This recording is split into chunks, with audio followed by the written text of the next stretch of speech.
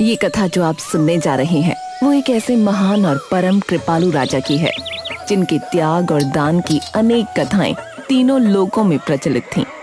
किंतु ये कथा उनके ऐसे अलौकिक और अतुलनीय त्याग की है जिसके दृश्य ने साक्षात देवताओं के हृदय को कुछ इस तरह से मोह लिया कि उनकी आंखों में भी अश्रुओं का ज्वार उमड़ पड़ा। और इस कथा का शुभारंभ तब हुआ जब देवलोक में उपस्थित सभी देवगणों और महर्षि गणों से एक प्रश्न किया गया। हे देवगणों और ऋषि गणों, पिछले कई पहर से मेरे मन में एक प्रश्न है जो मेरे मस्तिष्क को बार बार व्याकुल कर देता है। कैसा प्रश्न देवराज? कि इस समय तीनों लोकों में सबसे बड़ा दानवीर और त्यागी कौन है? इसका उत्तर तो मेरे पास है देवराज। आपकी असीम कृपा होगी महर्षि यदि आप हमारे इस प्रश्न का उत्तर हमें दे पाए तो। निसंदेह देवराज, निसंदेह। इस समय तीनों लोकों में यदि कोई महात्यागी है तो वो हैं पृथ्वी के राजा हरीशचंद्र। किंतु महर्षि वशिष्ठ के इस कथन से महर्षि विश्वामित्र सहमत नहीं हो पाते। ये तो आचार्य आप उनके कुल पुरोहित होने के नाते उनके पक्ष में बोल रहे हैं। ऐसा कदापि नहीं है महर्षि। राजा हरीशचंद्र की उदारता और उनके त्याग का मैं सबसे बड़ा साक्षी हूं।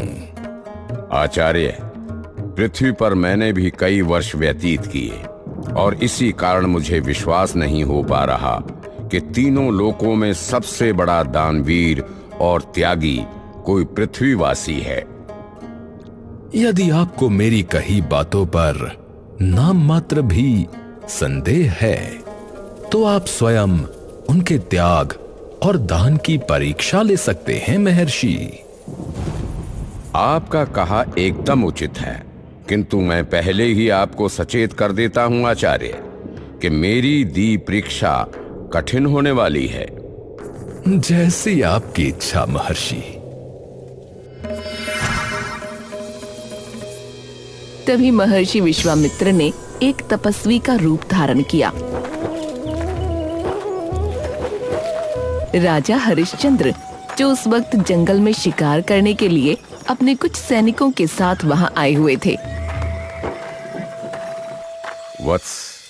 प्रणाम ऋषिवर। प्रणाम। बताइए ऋषिवर, मैं कैसे आपकी सहायता कर सकता हूं? राजन, मुझे इस समय तो आपकी सहायता की आवश्यकता नहीं है, परंतु कुछ दिनों में मैं एक महायज्ञ करने वाला हूं, तो हो सकता है तब मुझे आपकी सहायता की आवश्यकता हो। मैं आपको वचन देता हूं कि 8 पहर मेरे महल के द्वार आपके लिए खुले हैं, तो आपको जब आवश्यकता हो तब आप एकदम निसंकोच होकर आइएगा।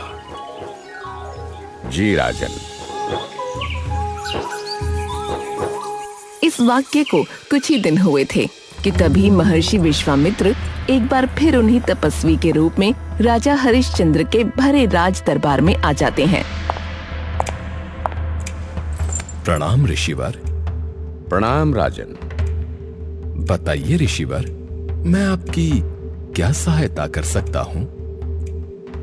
राजन, आपको याद होगा मैंने आपको बताया था कि मैं एक महायज्ञ करने वाला हूं। जी ऋषिवर, परंतु क्या यज्ञ की सभी व्यवस्थाएं हो चुकी हैं? उसी कारण मैं आपके समक्ष आया हूं महाराज। व्यवस्थाएं तो लगभग सारी पूर्ण ही हो चुकी हैं, किंतु मुझे थोड़े दान की आवश्यकता है अपने यज्ञ के लिए। परंतु ये दान कोई सामान्य दान नहीं है, तो मुझे लगता है कि आप उस दान की पूर्ति कर नहीं पाएंगे। मैंने आपको वचन दिया है ऋषिवर कि मैं आपके महायज्ञ में आपकी सहायता अवश्य करूंगा, तो निसंकोच बताइए ऋषिवर। कि आपको दान में मैं क्या दे सकता हूं। अगर आपको विश्वास है कि आप दान दे सकते हैं तो सुनिए राजन, दान में मुझे आपका सारा ऐश्वर्य, सारा धन और आपका पूरा राज्य चाहिए। महाराज, किंतु ये कैसे संभव है महाराज? यदि आप पूरा राज्य दान में दे देंगे तो फिर महाराज, ये कैसे हो सकता है? महाराज, आप इस मांग को कदापि स्वीकार नहीं कर सकते, अन्यथा अनर्थ हो जाएगा। और तभी उस गहन मौन हो चुके वातावरण में राजा हरिश्चंद्र की हंसी की आवाज गूंज उठती है।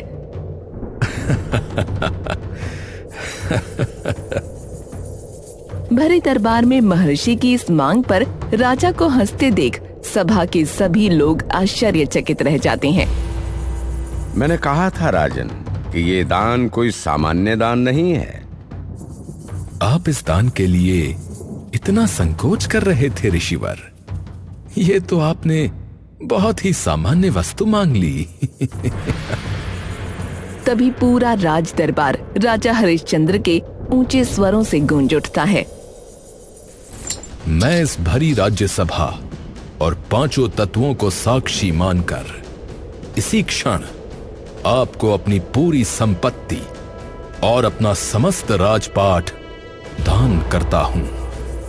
राजा हरिश्चंद्र के ये कथन राज दरबार में उपस्थित सभी सलाहकारों और मंत्रियों को स्तब्ध कर देते हैं, और न केवल राज दरबार के उपस्थित लोगों को, बल्कि महर्षि विश्वामित्र भी कुछ क्षण के लिए राजा का ये कथन सुनकर आश्चर्यचकित रह जाते हैं। वाह राजन, पूरी पृथ्वी में केवल आप ही एक ऐसे मनुष्य हैं जो इतना विशाल दान हंसते हंसते दे दें। परंतु इस दान की पूर्ति अभी पूरी नहीं हुई राजन। तो बताइए ऋषिवर, मैं आपको और क्या दे सकता हूं? पर शास्त्रों में लिखा है कि दान की पूर्ति तब होती है जब उसके साथ कुछ दक्षिणा भी दी जाए। तो अब दान तो आपने कर दिया, किंतु अब इसके साथ आपको दक्षिणा भी देनी होगी। निसंदेह इस नियम से तो मैं पूरी तरह सहमत हूं। आप बताइए कि मैं आपको दक्षिणा में क्या दे सकता हूं? 1000 स्वर्ण मुद्राएं दक्षिणा अगर मिलें तो ये दान संपूर्ण हो जाएगा। राजा हरिश्चंद्र ने तभी अपने खजांची की ओर देखा और उसे आदेश दिया। अभी के अभी राजकोष में से ऋषिवर के लिए 1000 स्वर्ण मुद्राएं लेकर आइए। वापस बैठ जाओ। अब आप सबका महाराज मैं हूं, क्योंकि कुछ ही क्षण पहले तुम्हारे महाराज इस पूरी पृथ्वी का सारा राजपाट मुझे दान कर चुके हैं, और दान दी हुई वस्तु में से दान लेकर दक्षिणा देना दक्षिणा नहीं कहलाएगा। ये सुनते ही राजा हरिश्चंद्र अपने दोनों हाथ जोड़ लेते हैं। क्षमा कीजिएगा महर्षि, मैं ये भूल गया था। आप कृपया मुझे संध्या तक का समय दीजिए। मैं 1000 स्वर्ण मुद्राएं लाकर आपको दक्षिणा के रूप में दे दूंगा।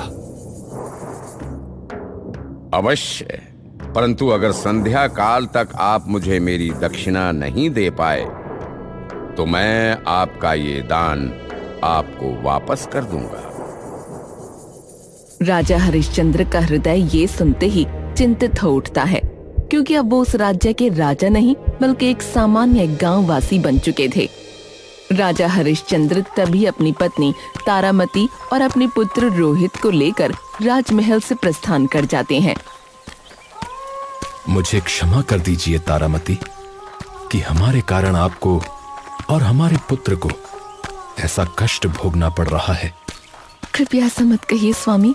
अगर राजमहल में आपका समस्त वैभव मेरा था तो आपके सभी दान, त्याग और कष्ट भी मेरे हैं।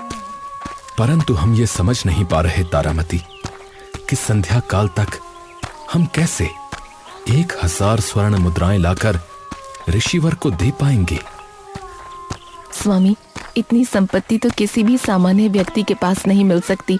कोई धनवान सेठ ही ऐसा होगा जिसके पास इतनी धनराशि हो। तभी राजा हरिश्चंद्र की बुद्धि में एक योजना आती है।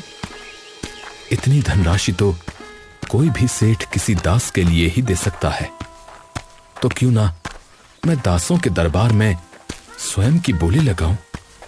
तारामती ये सुनकर कुछ क्षण के लिए एकदम मौन हो जाती है। आपको जैसा उचित लगे स्वामी।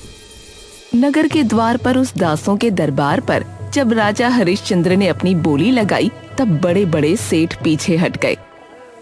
अरे, हम हमारे इतने दयावान और महान राजा को अपना दास कैसे बना सकते हैं? क्षमा कीजिएगा। ये घोर पाप तो मैं नहीं कर सकता, क्षमा कीजिएगा।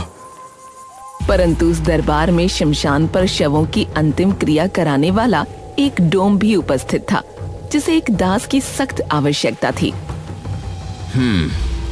दास की तो मुझे भी आवश्यकता है, और ये कदकाठी से भी बहुत तंदुरुस्त लग रहा है।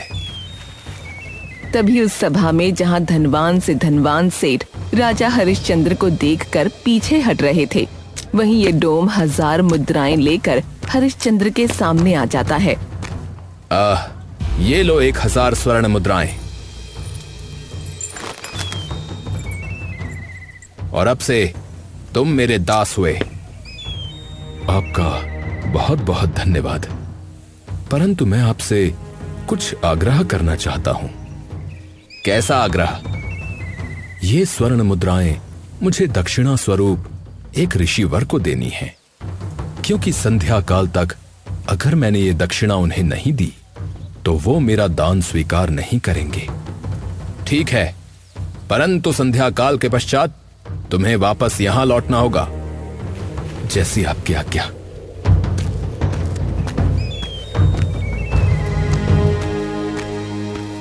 राजा हरिश्चंद्र तुरंत उन 1000 स्वर्ण मुद्राओं को लेकर वापस राज दरबार पहुंच जाते हैं। ये लीजिए ऋषिवर, मेरे दान की दक्षिणा 1000 स्वर्ण मुद्राएं।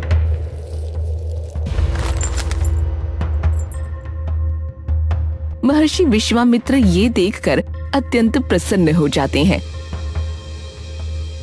बहुत खूब राजन, आपके दान की विधि पूर्ण रूप से संपन्न हुई। राजा हरिश्चंद्र महर्षि विश्वामित्र और दरबार में उपस्थित सभी मंत्री और सलाहकारों को प्रणाम कर वापस अपने उस डोम स्वामी के पास लौट आते हैं। अगले दिन से ही राजा हरिश्चंद्र अपनी पत्नी और पुत्र का त्याग कर उस डोम के साथ उसका दास बन शमशान घाट की देखरेख करने लगते हैं। दिन, महीने, वर्षों बीत जाते हैं।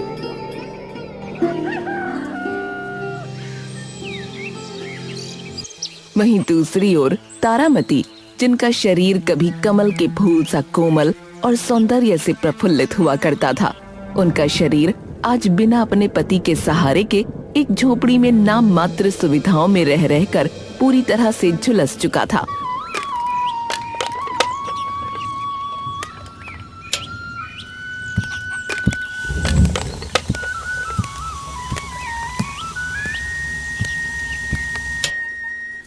माँ, क्या मैं बाहर खेलने जाऊं?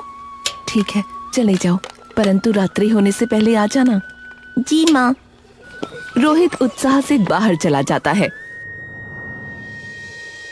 वहीं देवलोक में बैठे महर्षि विश्वामित्र ये सब देख रहे होते हैं।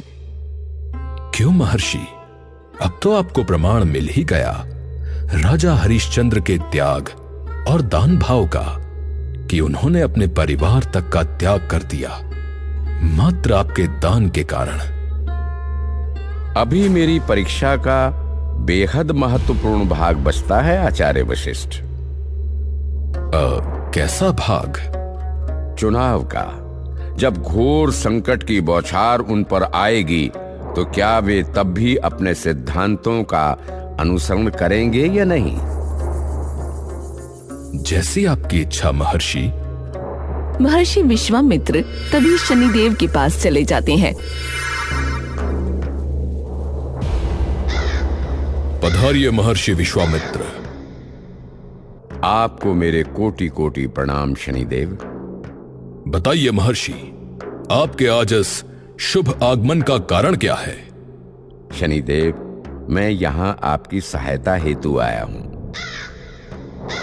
निसंकोच बताइए महर्षि, मैं कैसे आपकी सहायता कर सकता हूं?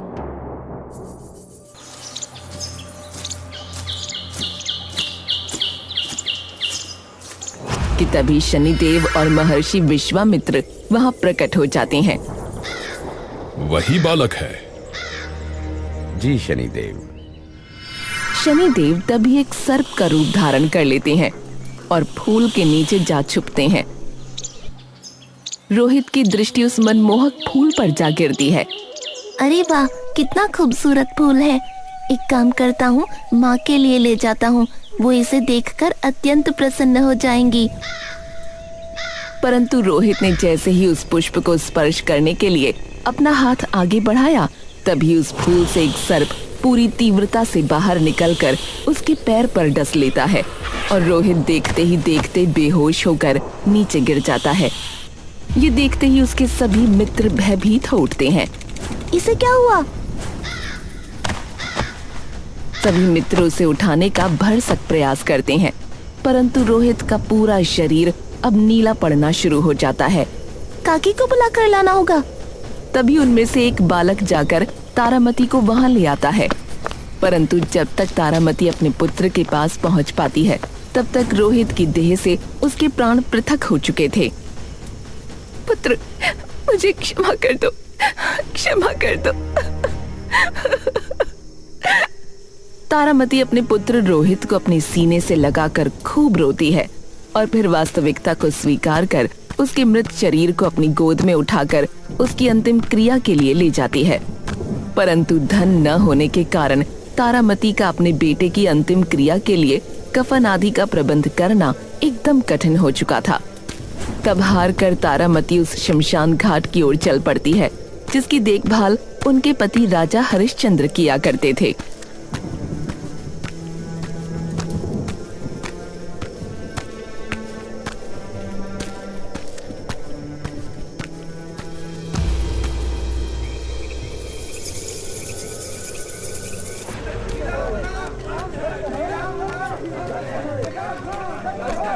राजा हरिश्चंद्र उस शमशान की देखभाल कर रहे होते हैं कि तभी उन्हें दूर कहीं एक महिला के रुदन की आवाज आती है। अरे, इतनी रात्रि को ये किसके रोने की आवाज है? राजा हरिश्चंद्र जैसे ही उस आवाज के निकट जाते हैं, तभी उन्हें दिखता है कि उनके समक्ष एक औरत एक बच्चे के मृत शरीर को अपनी गोद में लिए खड़ी रो रही है। हे देवी, आप क्यों रो रही हैं? श्रीमान, ये मेरा पुत्र है, इसकी मृत्यु हो चुकी है। हे ईश्वर, परंतु ये हुआ कैसे? श्रीमान, मेरा पुत्र शाम को बाहर खेलने गया था और वहां इसे किसी सांप ने डस लिया। तब से मैं बस इसे ही लिए घूम रही हूँ। मेरे पास इसके कफन तक के लिए भी कोई धनराशि नहीं है। तो श्रीमान, तभी हरिश्चंद्र को उस औरत की आवाज पर संदेह हो जाता है। देवी, आपका नाम क्या है? तारामती। ये सुनते ही राजा हरिश्चंद्र का पूरा शरीर कुछ देर के लिए स्तब्ध हो जाता है। तारामती, मेरी तारामती? जी स्वामी, आपकी तारामती और ये आपका पुत्र रोहित। अपने पुत्र के नीले पड़ चुके मृत शरीर को देखकर राजा हरिश्चंद्र अपने घुटनों के बल आ जाते हैं और तभी तारामती रोहित के शव को उसके पिता के सामने जमीन पर रख देती है। स्वामी, अब आप ही इसके अंतिम संस्कार की व्यवस्था कीजिए।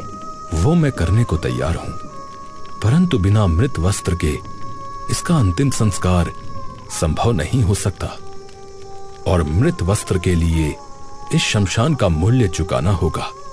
प्रभु, आपको तो भली भांति ज्ञात है, आपके जाने के पश्चात मेरे पास एक कौड़ी तक नहीं बची, तो इस शमशान का मूल्य मैं कैसे चुकाऊंगी? मुझे क्षमा करना तारामती, परंतु मैं अब अपने मालिक का दास हूं और उनका आदेश है कि किसी भी व्यक्ति से बिना मूल्य लिए उसका अंतिम संस्कार न करो। अब तारामती और हरिश्चंद्र के समक्ष एक ऐसा धर्म संकट आ खड़ा हुआ था जिसका उपाय किसी के पास नहीं था। और तभी ऊपर बैठे सभी देवी देवताओं और ऋषियों ने ऐसा दृश्य देखा कि सबका मन भर आया। जो रानी तारामती कभी रेशम से बनी साड़ियां पहनती थी और आभूषणों में घिरी रहती थीं, आज उन्हीं महारानी तारामती ने अपनी सूती साड़ी का आधा टुकड़ा फाड़ा और वो टुकड़ा अपने पति हरिश्चंद्र को सौंप दिया। स्वामी, मैं आधी साड़ी से अपना शरीर ढक लूंगी, लेकिन इस आधे टुकड़े को आप हमारे पुत्र के कफन के रूप में इस्तेमाल कर इसका अंतिम संस्कार कर दीजिए, ताकि आप अपने कर्तव्य का पालन कर सकें। वो दृश्य इतना अद्भुत था कि तीनों लोकों के देवी देवता उसे देखकर भावुक हो उठे। और जैसे ही राजा हरिश्चंद्र अपने पुत्र के शव पर वो कफन ढकने लगे, तभी महर्षि विश्वामित्र वहां प्रकट हो गए और आंसुओं से भीगे नेत्र लिए उन्होंने राजा हरिश्चंद्र को अपने गले से लगा लिया। पुत्र, ये केवल तुम्हारे और तुम्हारे कुल का ही साहस है कि तुम इतनी कठिन परीक्षा में भी अपने त्याग और सिद्धांतों पर अटल रहे। मैं क्षमा चाहता हूं पुत्र। मैं तो बस इस बात का प्रमाण चाहता था कि क्यों तुम्हें तीनों लोकों में सबसे बड़ा त्यागी और दानवीर कहा जाता है, और इस कारण मैंने तुम्हारी ये परीक्षा ली। कृपया क्षमा मांगकर मुझे लज्जित ना करें ऋषिवर। आपका तो पूर्ण अधिकार है कि आप मेरी परीक्षा लें। और पुत्री तारा, मैं तो तुम्हारे इतने दृढ़ और धैर्यपूर्ण व्यक्तित्व को भी झुककर नमन करता हूँ। आपका बहुत बहुत धन्यवाद ऋषिवर। आपके इन कृपालु शब्दों ने आज मुझे धन्य कर दिया। राजा हरिश्चंद्र, मैं आज से और अभी से तुम्हारा सारा धन, तुम्हारा सारा वैभव और तुम्हारा सारा राजपाट तुम्हें वापस लौटाता हूँ। और तुम्हारे इस त्याग से तुमने तीनों लोकों के देवी एवं देवताओं को अत्यंत प्रसन्न किया है, जिनके आशीर्वाद से तुम्हारे पुत्र को मैं पुनः जीवन दान दे रहा हूँ।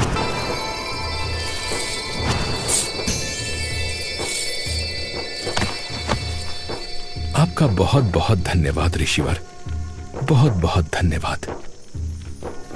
धन्यवाद मेरा नहीं पुत्र, धन्यवाद तो तुम्हारा करना चाहिए, क्योंकि जब तक पृथ्वी पर तुम जैसे राजा हैं, तब तक स्वर्ग भी पृथ्वी का गुणगान करता रहेगा।